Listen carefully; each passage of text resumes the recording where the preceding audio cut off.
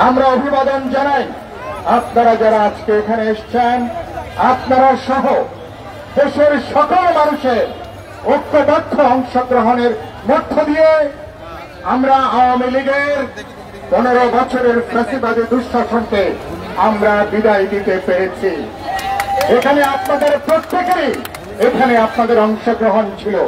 গত 16 বছর আমার ধর্মীয় সংখ্যালঘু, জাতীয় সংখ্যালঘু, বিশেষ করে হিন্দু সম্প্রদায়ের ভাই বোনেরা, তারা আওয়ামী লীগের বিভিন্ন পর্যায়ে তাদের দৌরাত্ম্য মাস্তানির কারণের জন্য নানাভাবে তাদেরকে অপমান করা হয়েছে, নানাভাবে তাদের বিরুদ্ধে নানা ধরনের তৎপরতা হয়েছে।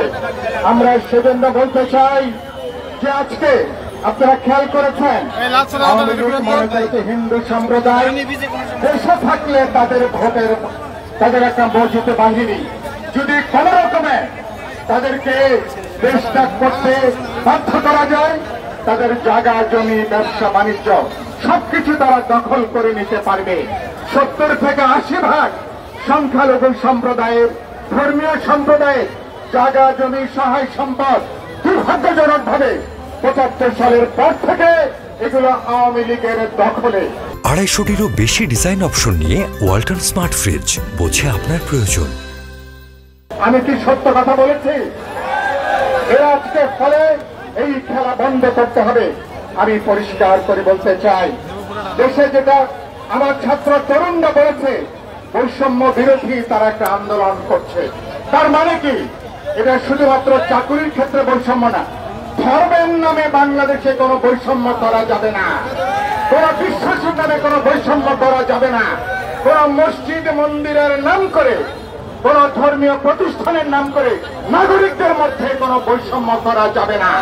সুতরাং আমাদের বৈষম্য বিরোধী ছাত্র আন্দোলন তার বার্তাটা পরিষ্কার, যে জাগরণ তৈরি হয়েছে 15ই আগস্টের পরে নতুন একটা বাংলাদেশ। সেই বাংলাদেশ হচ্ছে মুক্তিযুদ্ধে আমরা হিন্দু, মুসলমান, বৌদ্ধ, খ্রিস্টান সবাই যেভাবে রক্ত দিয়েছে, সবার রক্তের মধ্য দিয়ে বাংলাদেশ আমরা অর্জন করেছি, স্বাধীনতা যুদ্ধ করেছি।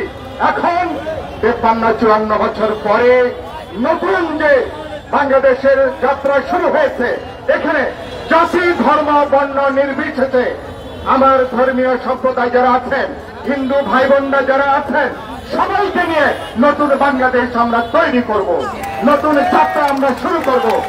আমি আরেকটা কথা বলতে চাই, ভারতে বিজেপি সরকার, বিশেষ করে নরেন্দ্র মোদীর সরকার, তারা নানা ধরনের উস্কানি তারা তৈরি করছে।